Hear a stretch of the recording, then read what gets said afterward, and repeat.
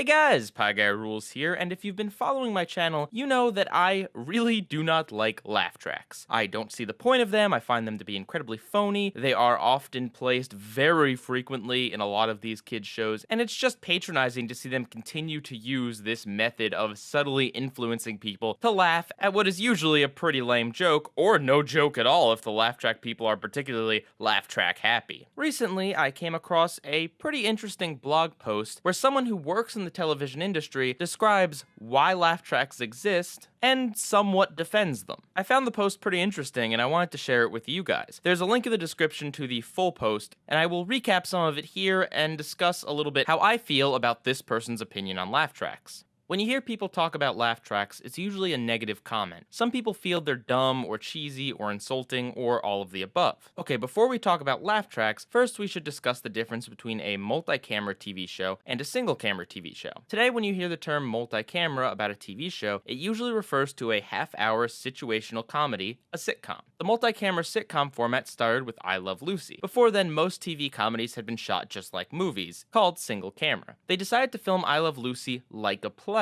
in front of a live audience. They felt that this would give the show more of a fun, energetic live theater feel, and by hearing the laughs, the home audience would feel more like they were sitting in the actual studio audience watching the play and could laugh along with everybody else. Today, multi-camera shows are shot pretty much the same exact way. The only major difference is that now, 4 cameras are used instead of 3. Some examples of modern multi-camera sitcoms are Friends, Seinfeld, The Big Bang Theory, Drake and Josh, iCarly, etc. With all these shows, you can hear laughs following the jokes. A single-camera TV show is shot like a movie. There's no live theater feel at all. You never hear an audience. For example, Entourage, The Office, Sex and the City, Malcolm in the Middle, The Wonder Years, and even though half-hour single-camera shows are often comedy, you will never hear a laugh track because they aren't intended to feel like they're shot in front of a live audience as multi-camera shows are. Back in the 60s and 70s, they did make single-camera comedies where you could hear a laugh track. I Dream of Jeannie, Bewitched, Gilligan's Island, The Beverly Hillbillies, Green Acres, Hogan's Heroes, Get Smart, all of those shows did have laugh tracks, which, in most people's opinions, sounded fake and cheesy. But now, you'll almost never see a single-camera sitcom with a laugh track. It's considered outdated. So this is the first thing that I wanted to comment on, and it's actually very interesting. I've never really thought about it, but it's true. Pretty much every single show within the past few decades that has a laugh track has been a multi-camera sitcom that is presumably filmed live in front of people. And this is where I begin to understand the argument for the laugh track. If these shows are shot as if you are there in the audience watching a play, it would only seem natural to have the laughter there, as that's what you would be getting if you actually went to see a comedy play. I'm still not in support of laugh tracks, and I'll get to why later on, but I think this is an interesting point that I've really never seen made before. A lot of people seem to think the laughs they're hearing are always laugh tracks,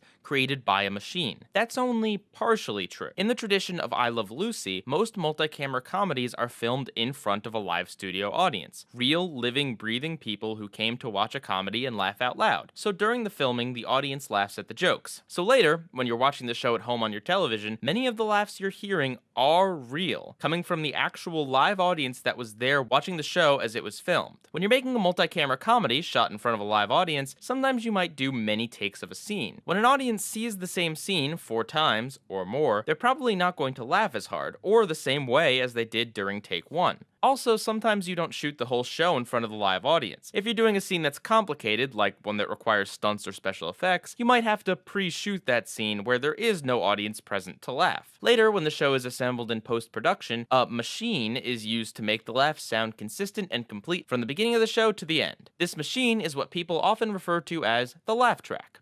Another very important element is the skill level of the laugh guy, the man or woman who operates the machine. Some are more skilled than others in making the laughs sound real. At Schneider's Bakery, we've tried several of them over the years. And now, we only use one person for all our shows. We think he's the best by far. If the laugh guy is skilled enough and is guided properly by a show's producer, the home audience should not be able to tell the difference between real audience laughter and the machine-generated laughter. By the way, even machine-generated laughter is real. It's a recording of real humans sitting in an audience laughing. So technically, there's no such thing as fake laughs. Granted, some producers overuse the machine-generated laughs. I do my best to avoid that. When I'm mixing the audio for a show, I'll often say, no, don't put that laughter there, or wait, that laugh is too big. Let's use a smaller laugh here. Because you can definitely overlaugh a show. I don't want to name names, but some sitcoms are definitely overlaughed. Okay, so at this point, I definitely need to make it clear that this post was made in 2009, and I should probably also make it clear, if it wasn't already, that this is a post written by Dan Schneider, the guy behind all of those Schneider's Bakery shows that I constantly rip on. So basically, the argument in favor of the laugh track is that it was put there not to manipulate people, but to provide home audiences with the same feeling they would get as if they were watching the comedy be done live and in front of them, and that almost all the laughs you hear on the show are derived from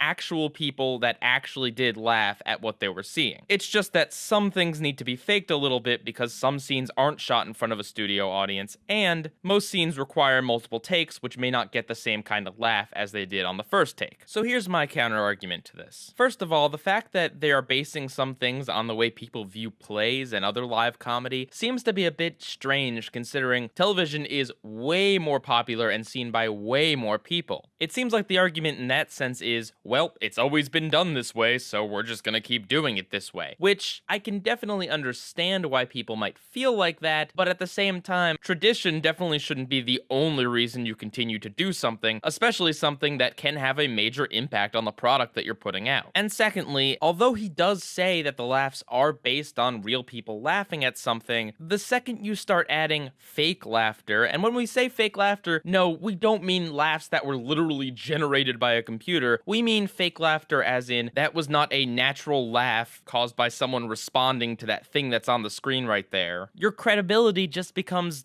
zero. I don't know that people actually genuinely laughed at the things that you say they laughed at. You faked some of it, so how do I know you're not faking all of it? I've heard enough laugh tracks to recognize the same laugh patterns over and over again. Even if it is just spicing up the laughter, so to speak, there is definitely a lot of fake laughter going around in these laugh tracks. I do appreciate that he acknowledged that shows can be overlaughed, but at the same time, this is the guy that's in charge of whoever is making the laugh tracks happen for iCarly, Drake and Josh, Sam and Cat, Game Shakers, and Henry Danger. Granted, this was written in 2009, back when they definitely weren't quite as bad with the laugh track as they are now, but still, Drake and Josh and iCarly lean pretty heavily on the laugh track. If he doesn't think that that's overdoing it, I would hate to see the shows that he considers to be bad with the laugh tracks. And thirdly, and here's the big thing, none of any of this explanation really counteracts the fact that people feel that these laugh tracks are cheesy and manipulative and forced. Even if we assume that Dan had the purest of intentions and was only inserting laugh tracks just because he felt like it was genuinely what was best for the show and his creative decision or whatever, there is still the side effect of it subtly influencing people to like the show more and artificially laugh more at it. Even if it wasn't the intention, it still feels patronizing. It still feels like you're trying to tell me when I should laugh. And a lot of people have caught on to this. Though let's be honest here, in all likelihood, producers and bigwigs at these networks are very aware of what a laugh track can do for its audience regarding positive reception of a show. Of course they know it, and of course they're gonna milk it for all it's worth. Dan concludes with this. When you hear someone say, man, I don't like hearing the laughs, I wish they'd just get rid of them, that's silly for a multi-camera show. That would be like going to a comedy play, sitting in the audience with lots of people, and never hearing anyone laugh.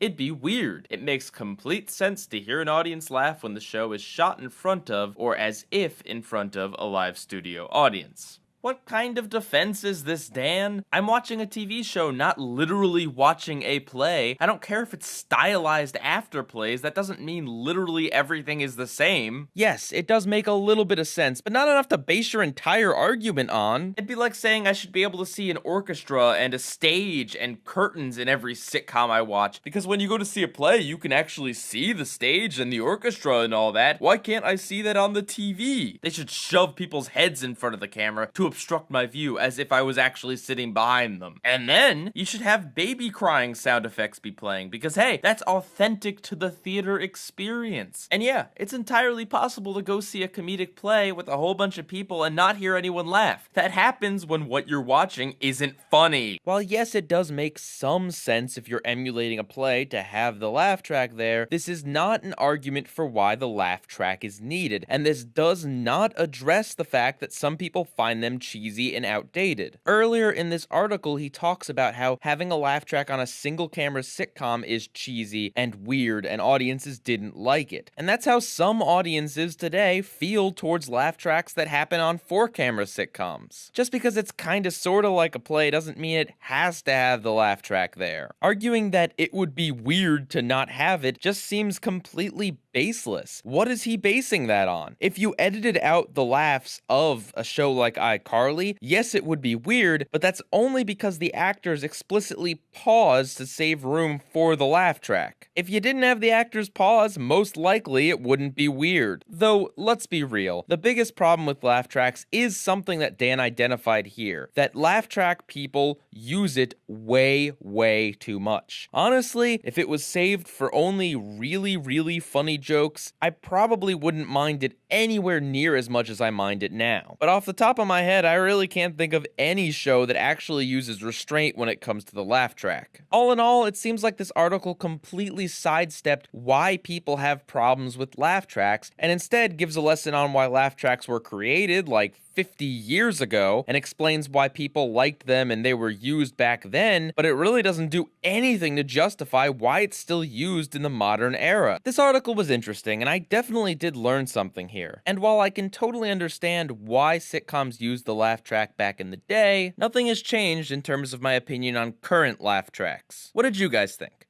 Bye Guy Rules, out.